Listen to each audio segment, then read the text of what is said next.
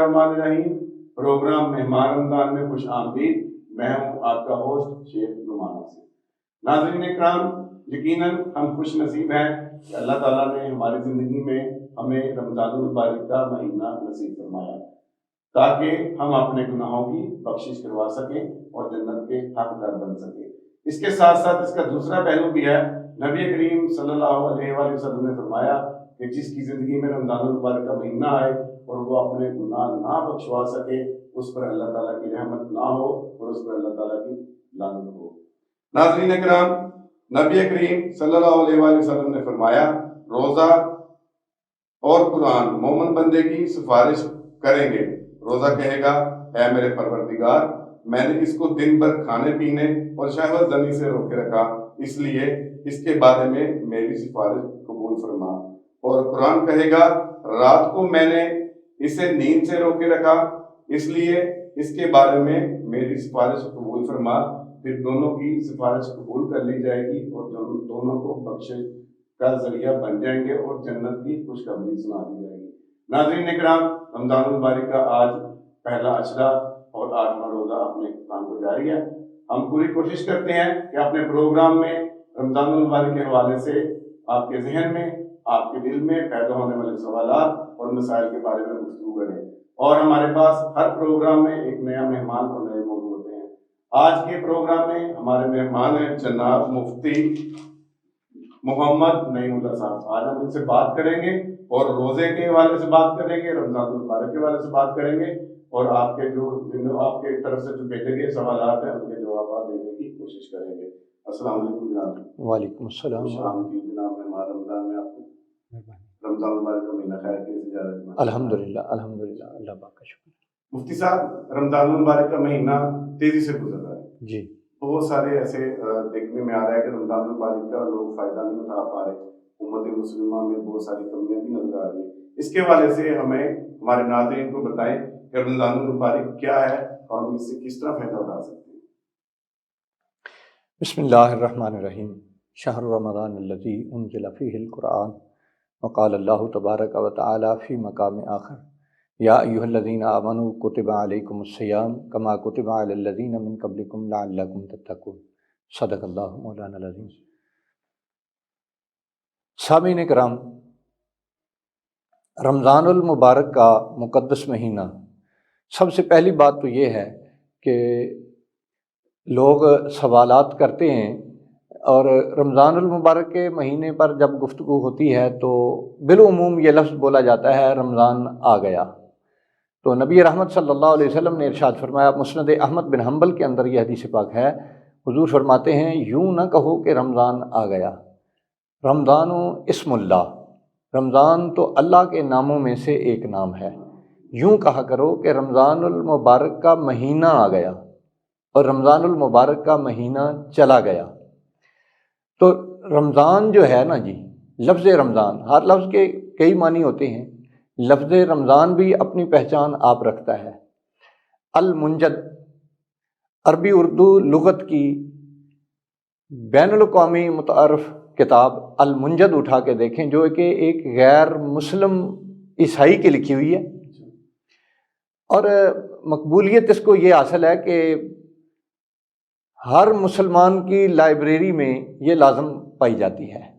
जब हम अल मुंजद उठा के देखते हैं तो अल मुंजद लफ्ज़ रमज़ान का मानी बयान करते हुए सबसे पहला मानी ये बयान करती है कि खरीफ की पहली बारिश। खरीफ की पहली बारिश को रमज़ान कहा जाता है। तो रमज़ान को खरीफ की पहली बारिश क्यों कहते हैं? माशाल्लाह सामीन पढ़े लिखे लोग हैं, बाशऊर हैं, वो जानते हैं कि जब आंधियाँ चलती हैं, हवाएं चलती हैं, गर्दो गुबार उड़ती है तो ज़मीन का चेहरा भी गदला हो जाता है, दरख्तों के पत्ते भी गदले हो जाते हैं, लहलहाती फसलें भी गर्दो गुबार से गदली हो जाती हैं। और जब गदली हर चीज़ हो जाती है गर्दो गुबार से, तो जो बारिश आती है उसको खरीफ की पहली बारिश कहा जाता है। तो रमज़ान को रमज़ान कहते ही इसलिए हैं कि जब ये मुक़द्दस महीना तशरीफ़ लाता है तो हुज़ूर नबी रहमत सल्लल्लाहु अलैहि वसल्लम ने इरशाद फरमाया, मुस्नद अहमद बिन हम्बल की यह हदीस पाक है کریم آقا فرماتے ہیں کہ جب رمضان المبارک کا مقدس مہینہ آتا ہے تو اس کے آتے ہی زمین کے اوپر بسنے والے جتنے لوگ بھی ہوتے ہیں کلمہ طیبہ جنہوں نے پڑھا ہوتا ہے لا الہ الا اللہ محمد رسول اللہ، ان کی بخشش کر دی جاتی ہے، ان کو اللہ پاک معاف کر دیتا ہے۔ تو اب لفظ رمضان کا لغوی معنی ہے خریف کی پہلی بارش۔ تو جس طرح خریف کی پہلی بارش زمین کے گدلے چہرے کو دھو کر پاک و صاف کر دیتی ہے، درختوں کے گدلے پتوں کو دھو کر صاف کر دیتی ہے، لہلہاتی فصلوں کو جب دھو کر پاک اور صاف کر دیتی ہے، گرد و غبار جس طرح اتر جاتا ہے، رمضان المبارک کے مقدس مہینے کے آتے ہی مسلمانوں کے پچھلے سارے گناہوں کو معاف کر دیا جاتا ہے۔ لیکن یہ اس وقت ہوتا ہے جب بندہ رمضان المبارک کے مقدس مہینے کی طلب دل میں رکھے، جب ذوق ہوگا، دل میں شوق ہوگا۔ ہاں جی، کیونکہ یہ وہ مہینہ ہے نا جس میں اللہ رب العزت نفل کا ثواب بڑھا کر فرض کے برابر کر دیتا ہے، یہ معمولی بات نہیں ہے، اور فرض کا ثواب بڑھا کر کم سے کم 70 گنا کر دیا جاتا ہے۔ اس میں 70 سے بھی زیادہ بعض دفعہ جی میں عرض کرتا ہوں، یہ جو حدیث پاک میں لفظ 70 کا لفظ استعمال ہوا ہے، شارحین حدیث نے لکھا ہے کہ اس کی اکاؤنٹنگ، اس کی گنتی جو ہے، یہ جو دنیا میں ہم 70 گنتے ہیں، 70 گنتے ہیں، یہ نہیں ہے، یہ اللہ پاک کی بارگاہ میں بے حد و بے حساب ہے، اور یہ بندے کی نیت کے مطابق ڈیپینڈ ہوتا ہے۔ بندے کے ذہن میں جتنا رمضان المبارک کے آنے کا جذبہ ہوگا، جتنے احساسات بڑے ہوئے ہوں گے، اسی قدر پھر اجر و ثواب بھی بڑھتا چلا جائے گا۔ یہ کم سے کم کی مقدار ہے جو بیان ہوئی ہے۔ حضرت جیسے میں جو روزہ ہے، روزے کے جو فوائد ہیں وہ تو جن کے ہم سب جانتے ہیں کہ روزہ رکھیں گے انشاءاللہ اللہ تعالیٰ اس کے ہمیں ہزاروں لاکھوں کروڑ نیت کے ساتھ اسلام نے فرمایا جی، روزہ اس کے علاوہ ہماری زندگی پہ کیا اثر کرتا ہے، ہمیں کیا سکھاتا ہے؟ روزہ ہمیں بہت ساری چیزیں سکھاتا ہے، جن میں سب سے پہلی چیز ہے بے حیائی سے بچنا۔ نبی رحمت صلی اللہ علیہ وسلم نے ارشاد فرمایا، مسند ابو یعلا کے اندر حدیث پاک ہے کہ کوئی بندہ بہت لڑاکا بھی ہوگا، بڑے تیز مزاج والا بندہ بھی ہوگا، اس نے جب روزہ رکھ لیا تو عصر کا وقت آ گیا تو حضور نے یہ مثال بیان کی ہے کہ بڑے لڑاکے بندے سے کوئی بندہ طنزیہ طور پر بھی پوچھے نا، بتا تیرا کیا حال ہے، تو آگے سے وہ بھی جواب دیتا ہے چپ کر یار میرا روزہ ہے۔ ہاں جی، روزہ سب سے پہلی چیز بندے کے اندر حیا پیدا کرتا ہے، اور حیا وہ چیز ہے کہ جس نے اللہ رب العزت کے ماننے والوں کو بڑی بلندیوں پر پہنچایا، اور جب حیا چلی گئی تو پھر بندے پستیوں میں گر گئے۔ حضرت ابراہیم خلیل اللہ علیہ السلام کی میں مثال عرض کرتا ہوں کہ جب نمرود نے آپ کو آگ میں ڈلوانا چاہا، آپ کو منجیک میں رکھا گیا، اس کو گھمایا جانے لگا، رسی کو کاٹنے کی کوشش کرتے ہیں، رسی کاٹی نہیں جاتی، عزازیل آتا ہے، وہ کہتا ہے نمرود میں دیکھ رہا ہوں، تو نہیں دیکھ رہا، میں دیکھ رہا ہوں کہ اس کو منجیک کو دائیں جانب سے اللہ پاک کی رحمت کے 8 فرشتوں نے پکڑ رکھا ہے، اور حضرت ابراہیم خلیل اللہ علیہ السلام کو بائیں جانب سے رحمت کے 8 فرشتوں نے پکڑ رکھا ہے، تم ان کو اس طرح کاٹ نہیں سکتے، رسی کو جب تک کاٹا نہ جائے گا یہ آگ میں نہیں پہنچ سکتے۔ تو نمرود پوچھنے لگا پھر اس کا حل کیا ہے؟ تو عزازیل جواب دیتا ہے، کہتا ہے کوئی مشکل نہیں، آسان کام ہے، 3-4 خواتین کے سروں سے دوپٹے اتروا دو اور یہاں بھیج دو، جہاں خاتون کے سر سے دوپٹہ اترا ہوا ہوگا وہاں رحمت کے فرشتے نہیں آتے۔ تو نمرود نے ایسا ہی کیا، وہ 4 خواتین کے سروں سے دوپٹے اتروا کر وہاں بھیجا گیا، رحمت کے فرشتے چلے گئے، جو ہی رحمت کے فرشتے گئے تو رسی کٹ گئی۔ ابراہیم خلیل اللہ علیہ السلام آگ میں تشریف لے گئے، آگ کو حکم آ گیا یا نار کونی بردم و سلاما علی ابراہیم، اے آگ ابراہیم علیہ السلام پر ٹھنڈی ہو جا۔ آگ سلامتی والی ہو گئی، ابراہیم علیہ السلام آگ میں تشریف لے گئے۔ نمرود کی بیٹی اب اپنے محل کی چھت پہ کھڑی یہ منظر دیکھ رہی تھی، کتب احادیث کے اندر یہ تفصیلاً موجود ہے، وہ کھڑی دیکھ رہی ہے کہ میرا باپ جس بندے کی مخالفت میں سارے جہان کو اپنے ساتھ ملا کے کھڑا ہے، آگ کا تو اس نے بال بھی بکا نہیں کیا۔ اس سے معلوم ہوتا ہے کہ یہ بندہ سچا ہے۔ اب میں اس کے لیے کیا کر سکتی ہوں؟ میں اپنے باپ سے لڑائی تو نہیں کر سکتی، الگ محاذ تو نہیں کھول سکتی، ہاں میں اس کے لیے جس طرح اس کو آگ میں ڈالا ہے میں اپنی جان تو دے سکتی ہوں۔ تو اس نے نمرود کی پلید باپ کی بیٹی نے ابراہیم علیہ السلام کی محبت میں اپنے محل کی چھت سے آگ میں چھلانگ لگا دی۔ اللہ پاک نے فرمایا، جبریل عرض کرتے ہیں جی رب جلیل، فرمایا دیکھ رہا ہے کہ نمرود کی بیٹی آگ میں جا رہی ہے، عرض کرتے ہیں کہ مالک الملک اگر اجازت ہو تو اس کو جہنم رسید کر دوں؟ اللہ پاک نے فرمایا نہیں، ایسا نہیں کرنا۔ جبریل امین عرض کرتے ہیں مالک و مولا کیوں؟ تو اللہ پاک فرماتا ہے کہ اے جبریل، نمرود کی بیٹی کے دل میں ابراہیم کی محبت آئی تو اب اس کو یہ آگ نہیں جلا پائے گی۔ وہ غیر مسلم ہے۔ ہاں جی، ابھی غیر مسلم ہے، آگ نہیں جلا پائے گی۔ نمرود کی پلید باپ کی بیٹی کے دل میں اللہ کے جلیل القدر نبی ابراہیم علیہ السلام کی محبت آئی تو اس کو نمرود کی جلائی ہوئی آگ جلا نہ سکی، وہ بھی آگ میں پرامن ٹھہری رہی۔ تو ابھی تک وہ غیر مسلم ہے۔ ابھی تک غیر مسلم ہے۔ تو جب نبی رحمت صلی اللہ علیہ وسلم کے ماننے والی میری بیٹیاں، میری بہنیں، میری مائیں جب اپنے دلوں میں حضور کی محبت کو سجا لیں گی تو ان کو جہنم کی آگ کیسے جلا سکے گی؟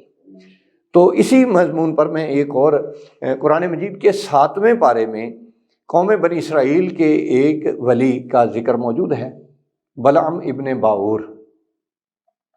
اللہ کا پاک کلام کہتا ہے کہ وہ مستجاب الدعوات ہے، وہ جو بھی دعا کرتا ہے اللہ پاک اس کو قبول فرما لیتا ہے۔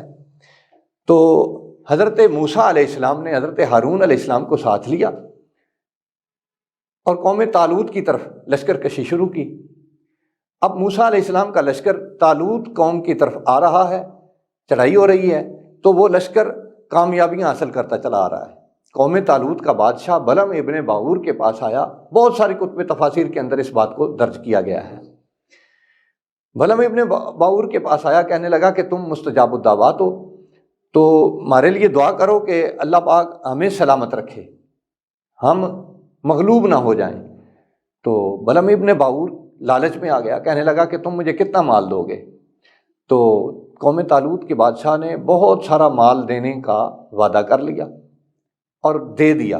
جب انہوں نے بلعم ابن باور نے مال لے لیا دنیا کا تو اس نے ہاتھ اٹھا کے دعا مانگی، یا اللہ ان کو سلامت رکھنا۔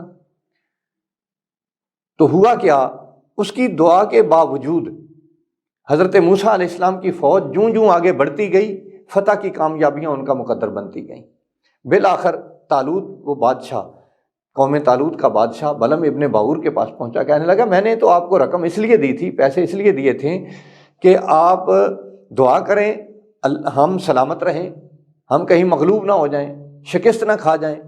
تو شکست تو ہمارا مقدر بنتی ہوئی نظر آ رہی ہے، لہذا میرے پیسے واپس کرو۔ بلعم ابن باور کہنے لگا میں پیسے کیسے واپس کر سکتا ہوں جبکہ مد مقابل نبی کا لشکر ہے، میں نبی تو نہیں ہوں، میں تو ولی ہوں۔ پیسوں کے لالچ میں تو آ کر میں نے دعا کی تھی، اگر وہ قبول نہیں ہوئی، موسیٰ علیہ السلام کا لشکر کامیابیوں کے جھنڈے گاڑتا ہوا آگے بڑھ رہا ہے، تو پھر مقصد تو تمہاری کامیابی کا ہے نا، تو تمہاری کامیابی کا طریقہ میں بتا دیتا ہوں، 4 خواتین کے سروں سے دوپٹے اتروا کر موسیٰ علیہ السلام کے لشکر کی طرف بھیج دو۔ اسی سمت جہاں لشکر رکے ہوئے تھے اسی سمت میں مارکیٹ تھی، وہ خواتین جاتی مارکیٹ میں خرید و فروخت کرتی، واپس آ جاتی۔ تو اسی دورانیے میں ان خواتین کو یہ بھی تعلیم دی گئی تھی، یہ بھی سکھایا گیا تھا کہ تم نے موسیٰ علیہ السلام کی لشکر کے جو فوجی ہیں ان کو اپنی طرف مائل کرنا ہے اور بد کرداری کرنی ہے۔ تو جو ہی ان خواتین نے اپنا کام شروع کیا تو موسیٰ علیہ السلام کی فوج کے سپاہیوں نے، بہت سارے لوگوں نے بدکاری میں مبتلا ہو گئے، اور جو بڑے نیک متقی لوگ تھے وہ بدکاری میں تو مبتلا نہ ہوئے، انہوں نے اپنی گھر کی خواتین کو انہی خواتین کی طرح بننے کا کہا۔ تو اب وہ لشکر جو فتح کے جھنڈے گاڑتا ہوا آ رہا تھا، ان کی فتح جو تھی وہ شکست میں بدل گئی۔ ہارون علیہ السلام بہت پریشان ہے کہ معاملہ کیا ہے، ہم پیچھے سے چلے ہیں، فتح ہی فتح ہوتی چلی آئی ہے، یہاں آ کے کیا ہو گیا کہ ہماری فتح شکست میں بدل گئی۔ ہارون علیہ السلام کے بیٹے کو بھیجا گیا، جاؤ رپورٹ پیش کرو کہ فتح شکست میں کیوں بدلی ہے۔ اس نے رپورٹ پیش کی کہ 4 خواتین ہیں، وہ اس طرح آتی ہیں، مارکیٹ جاتی ہیں، خرید و فروخت کرتی ہیں، بدکاری بھی کرتی ہیں، تو اس کے سبب سے معلوم ہوتا ہے کہ ہماری فتح جو ہے وہ شکست میں بدلی ہے۔ ہارون علیہ السلام نے پھر اپنے سپاہیوں کو مقرر کیا اور ان 4 خواتین کو قتل کروا دیا گیا۔ جب وہ قتل ہو گئیں تو موسیٰ علیہ السلام کے لشکر کو پھر اللہ پاک نے فتح و نصرت کی طرف آگے بڑھایا، وہ لشکر پھر کامیاب و کامران ہوا۔ تو یہ ساری حدیث پاک اور قرآن مجید کی 4 آیات کی تفسیر سنانے کا مقصد اور مطلب یہ تھا کہ روزہ سب سے پہلے ہمیں جو درس دیتا ہے وہ ہے آنکھوں میں حیا کا پیدا کرنا۔ جب امت مسلمہ کی آنکھوں میں حیا پیدا ہوگی، روزے کا یہ پہلا مقصد پورا ہوگا، تو دنیا کے اندر اس وقت مسلمانوں کو جو ذلت کا سامنا ہے، یہ ذلت جو ہے یہ کامیابیوں میں بدل جائے گی۔ ہم اگر اپنی آنکھوں میں حیا پیدا کریں گے تو اللہ پاک سورہ نور کے اندر جب یہاں پہ ایک بریک کا وقت، جی تو ناظرین، مفتی صاحب بہت دلیل کے ساتھ تفصیل کے ساتھ روزے کے حوالے سے بات چیت کر رہے تھے۔ یہاں پہ وقت ہو جاتا ہے بریک کا، ملتے ہیں بریک کے بعد۔ آسمان کو چھونے کی چاہتوں کے ساتھ خواہشوں کو چھت دے کر یہ ڈالتے ہیں نئی ترقی کی، اور یہ ہے Tahir Estates, steel monuments manufacturers, project marketing, town developer and builder. Tahir Estates Sahiwal کا سب سے پہلا اور واحد انٹرنیشنل ISO سرٹیفائیڈ ادارہ اور چیمبر آف کامرس کی طرف سے بیسٹ اچیومنٹ ایوارڈ حاصل کر چکا ہے، جنہوں نے ساہیوال میں ریزیڈینشل اور کمرشل پراپرٹی میں مارکیٹنگ کو دی ایک نئی پہچان۔ ساہیوال میں کامیاب projects, Jeevan City, Safari City Okara, Alrazzaq villas, Eden Garden, Gulshan Zainab, Farid Avenue, Alhamra Block, Sahiwal Estate, a new project in Arifala Defence City Housing Scheme.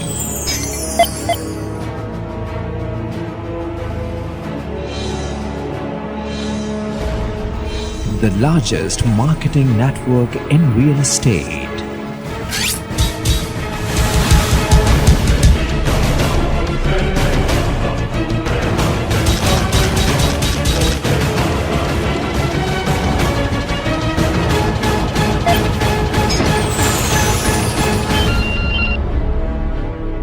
Tahir Estates, Commercial Plaza number 1, Jeevan City Phase 1, Main Mudhali Road, Sahiwal. UN number 923041110300.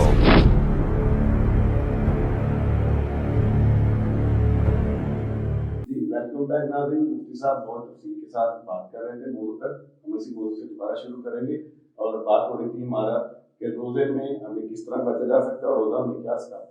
مفتی صاحب اپنی بات کو continue کیجیے۔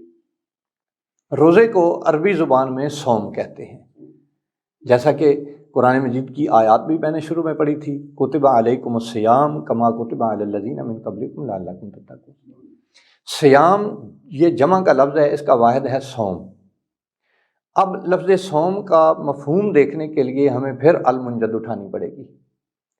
عربی اردو لغت کی معروف کتاب المنجد کو جب ہم دیکھیں گے تو لفظ صوم کا معنی ہے منہ زور گھوڑے کو لگامیں ڈال کر کھینچنا۔ لفظ صوم کا لغوی معنی ہے منہ زور گھوڑے کو لگامیں ڈال کر کھینچنا، طاقت کا استعمال کرنا، گھوڑے کو روکنا۔ تو اب روزے کو صوم کیوں کہتے ہیں؟ نبی رحمت صلی اللہ علیہ وآلہ وسلم نے ارشاد فرمایا کہ روزہ ایک ایسی عبادت ہے جس کی حفاظت کے لیے بندے کو ایک نہیں کئی گھوڑے جو ہے ان کو روکنا پڑتا ہے، کھینچنا پڑتا ہے۔ سب سے پہلا گھوڑا جو ہے وہ بندے کی آنکھ ہے۔ آنکھ آج کے اس دور میں دیکھتا ہوں، آپ بھی دیکھتے ہیں، ہمارے ہی اپنے گھروں میں میری بیٹیاں، میری بہنیں، میری مائیں، وہ کس طرح ان کا شب و روز گزرتا ہے، ان کے لباس کی کیفیت کیا ہے۔ تو آنکھ کا گھوڑا جو ہے نا، اس کو سب سے پہلے روکنا انتہائی ضروری ہے کہ آنکھ کی حفاظت ہو۔ نبی رحمت صلی اللہ علیہ وسلم نے ارشاد فرمایا نا، بہت سارے روزہ دار ایسے ہیں جن کو بھوک اور پیاس کے سوا کچھ ہاتھ نہیں آتا، صرف بھوک ہی بچے گی۔ اس کی وجہ یہ ہے کہ انہوں نے روزے کے جو تقاضے تھے وہ پورے نہیں کیے۔ پہلا تقاضا ہے آنکھ کی حفاظت کا، آنکھ کی حفاظت نہیں ہو سکتی۔ ہم میں سے جو بڑا بھی نیک اور متقی بندہ ہے نا، وہ غیر محرم کی طرف نہیں دیکھتا، وہ بھی اپنے گھر میں بیٹھ کر، اپنے کمرے میں بیٹھ کر جب انڈرائڈ موبائل پکڑ کے فیس بک ہی آن کرتا ہے تو پھر فیس بک میں کیا کیا دکھائی دیتا ہے یہ میں وضاحت نہیں کر سکتا۔ اس میں نہ چاہتے ہوئے بھی کچھ چیزیں ہاں جی، نہ چاہتے ہوئے بھی میں یہی عرض کر رہا ہوں نا کہ جو بڑا متقی بندہ ہے، جو بڑا پرہیزگار ہے، باہر نکلتے ہوئے جو اپنی آنکھ کی بڑی حفاظت کرتا ہے، اپنے کمرے میں بیٹھ کر جب وہ فیس بک آن کرے گا تو نہ چاہتے ہوئے بھی کتنی غیر محرم خواتین پر اس کی نظر پڑے گی۔ یہ پوچھ رہا تھا کہ اس میں نہ چاہتے ہوئے بھی جب نظر پڑتی ہے تو اس میں دین اسلام کیا ہے؟ اس میں پہلی نظر تو معاف ہے نا، دین اسلام کا حکم یہ ہے کہ پہلی نظر معاف ہے، لیکن پہلی نظر کا یہ مطلب ہرگز نہیں ہوتا کہ آپ اس کو توجہ سے دیکھتے رہیں۔ پلک جھپنے کی مقدار میں آپ اپنی نظر کو پیچھے ہٹا لیں تو حیا پیدا ہو گئی، آنکھ کی حفاظت ہوئی۔ تو نبی رحمت صلی اللہ علیہ وآلہ وسلم نے ممبر پر قدم رکھا خطبہ ارشاد فرمانے کے لیے جمعے کے دن، تو حضور نے فرمایا آمین۔ صحابہ نے عرض کی یا رسول اللہ اس آمین کا مطلب کیا ہے؟ یہ حضور نے اس سے پہلے کبھی نہیں فرمایا، حضور نے وہ 3 مرتبہ آمین کہا تھا، میں ایک ہی بات کر رہا ہوں۔ تو حضور نبی رحمت صلی اللہ علیہ وسلم نے ارشاد فرمایا کہ جبریل امین نے سدرۃ المنتہا کی بلندیوں کو چھوڑا، سدرہ کی عظمتوں کو چھوڑا، میرے ممبر کے پاس آ کر کھڑے ہوئے اور انہوں نے آ کر یہاں یہ دعا مانگی، اے اللہ جو بندہ رمضان المبارک کا مقدس مہینہ پائے اور اس میں تیری رضا کو حاصل کر کے اپنی بخشش نہ کروا لے، وہ بندہ ہلاک ہو جائے۔ تو میں نے کہہ دیا آمین۔ تو روزے کے اندر سب سے پہلی بات لڑائی جھگڑے سے پرہیز کرنا، اپنی آنکھ میں حیا پیدا کرنا، اور اگلی بات روزہ جو ہے یہ اللہ پاک کی سنت ہے۔ سحری اور افطاری یہ نبی رحمت صلی اللہ علیہ وسلم کی سنت ہے۔ مسلمان اپنی زندگی کے شب و روز اوڑھنا بچھونا، اٹھنا بیٹھنا، چلنا پھرنا، کھانا پینا، سارے معاملات بڑی کوشش کر کے حضور کی سنت کے مطابق اگر اپنے آپ کو کر لے تو اللہ رب العزت کی رضا اس میں ہے کہ اللہ بندے کو حضور کے عکس میں ڈھلا ہوا دیکھتا ہے۔ تو روزہ جو ہے یہ اللہ کی سنت ہے۔ کیسے کہ اللہ رب العزت مالک الملک ہے، وہ سارے جہان کو روزی دیتا ہے لیکن خود کچھ نہیں کھاتا۔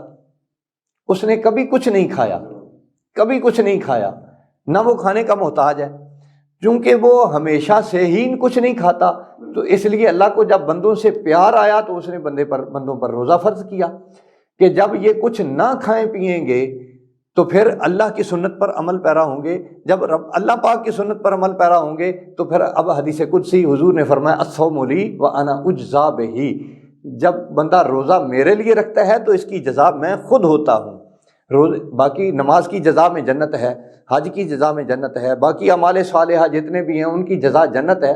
اگر روزہ رضا الہی کے لیے رکھ لیا گیا تو اس کی جزا خود رب کریم کی ذات ہے، اس کی صفات نہیں ہے۔ اور آگے ایک اور بات ہے، چونکہ روزہ نہ کھانا پینا یہ اللہ کی صفت ہے اور روزہ رکھ کر بندہ اللہ کی سنت پر عمل پیرا ہو رہا ہوتا ہے۔ اللہ بذات خود تو کچھ نہیں کھاتا، کچھ نہ کھا پی کر وہ سارے جہان کو پالنے والا ہے۔ الحمدللہ رب العالمین، تعریف اس رب کی جو پالنے والا ہے سارے جہانوں کو، چونکہ وہ سارے جہانوں کو پھر پالتا ہے۔ بندہ جب روزے کی کیفیت میں ہوتا ہے تو اسی لیے پھر رمضان المبارک کے مقدس مہینے میں بندے زکوٰۃ بھی دیتے ہیں، صدقات بھی دیتے ہیں اور افطاریوں کے اہتمام بھی کرتے ہیں۔ بڑا اچھا ماحول بنتا ہے، آج افطاری آپ میری طرف کریں گے، کل آپ میری طرف کریں گے، اگلے دن میں نے آپ کی طرف آ کے کرنی ہے۔ یعنی ہاں جی، بندہ نہ کھاتے پیتے ہوئے جب دوسروں کے کھانے پینے کا اہتمام کرتا ہے تو اسی کی جزا یہ ہے الصوم لی وانا اجزا بہ۔ ہاں جی، یہ روزے کی ایک صفت ہے۔ اچھا، آپ نے ایک واقعہ سنایا تھا جس میں نمرود کی بیٹی کے والد سے آتے ہیں، جی، اس میں یہ بتائیں کہ اس میں ایک بات سامنے آتی ہے، ایک سوال سامنے آتا ہے کہ غیر مسلم کو جب اس طرح وہ اسلام کی طرف رجوع ہو یا پسند کرے اسلام کو لیکن وہ اسلام قبول نہ کرے تو اللہ تعالیٰ کی طرف سے اس میں کچھ چھوٹ ہے دنیا یا آخرت میں؟ جی نہیں، غیر مسلم کلمہ پڑھنے والا چاہے نیکی کے جتنے بھی کام کرتا رہے، جتنے بھی کام کرتا رہے، اس کو فائدہ دنیا میں ہی اس کا ہوگا، آخرت میں کافر کے لیے کوئی حصہ نہیں ہے۔ وہ ایک بڑا معروف آدمی ہے، بڑا سخاوت میں مشہور تھا، نبی رحمت صلی اللہ علیہ وسلم کی زاری حیات طیبہ سے کچھ پہلے کی بات ہے، حاتم طائی میرے ذہن سے ابھی اس کا نام سکپ ہو گیا تھا۔ حاتم طائی بڑا معروف آدمی تھا، بڑی سخاوت کیا کرتا تھا، مشہور بات ہے اس کی حویلی کے 7 دروازے تھے، ایک ہی بندہ مانگنے والا اس کے 7 دروازوں سے آ کے سوال کرتا تو وہ اس کو دے دیتا، یہ پوچھتا نہیں تھا کہ پہلے دروازے سے لیا ہے یا چھٹے دروازے سے لے چکا ہے، اب 7ویں پر کیوں آیا۔ حضرت عائشہ صدیقہ رضی اللہ تعالیٰ عنہا، ام المومنین، صدیق باپ کی صدیقہ بیٹی، محبوبہ محبوب رب العالمین، انہوں نے کریم آقا کی بارگاہ میں عرض کی، صحیح مسلم شریف کے اندر یہ حدیث پاک موجود ہے کہ کریم آقا حاتم طائی بڑا سخی تھا، اس کی سخاوت کیا اس کو کوئی فائدہ دے گی؟ تو نبی رحمت صلی اللہ علیہ وسلم نے ارشاد فرمایا کہ نہیں، اس نے اپنی زندگی میں ایک مرتبہ بھی یہ نہیں کہا تھا کہ اے مالک الملک میرے حال پر رحم فرما، اس نے اللہ کی بارگاہ میں سوال ہی نہیں کیا تھا۔ ہمارے ملک پاکستان میں لاہور چلے جائیں، بڑا معروف شہر ہے لاہور، گلاب دیوی اسپتال ہے، ایک ہندو نے بنایا ہے، گنگا رام اسپتال ہے، ہندو کے نام پر ہے، روزانہ ہزاروں مریضوں کا وہاں علاج ہوتا ہے۔ کیا کسی مریض کو علاج کے لیے سہولت میسر کرنا یہ نیکی نہیں ہے؟ انہوں نے نیکیاں کی ہیں، لیکن آپ کسی بھی مسلک کے کسی اہل علم سے یہ سوال کریں کیا ان کا فائدہ ہوگا، تو جواب منفی میں ہوگا، نہیں، ان کا آخرت میں کوئی حصہ نہیں۔ جی بہت خوب، ماشاء اللہ۔ جی تو ناظرین، مفتی صاحب نے آج بہت ہی خوبصورت انداز میں دلائل کے ساتھ دین کی روشنی میں سوالوں کے جواب دیے، اور دیگر جو موضوعات ہیں جو آپ کو انشاءاللہ امید کرتے ہیں کہ ہمارے پروگرام کی سب سے فائدہ ہوگا۔ آج کے لیے اتنا ہی کافی ہے، انشاءاللہ کل ملاقات ہوگی نئے موضوع کے ساتھ، نئے مہمان کے ساتھ۔ بہت شکریہ، السلام علیکم ورحمۃ اللہ وبرکاتہ۔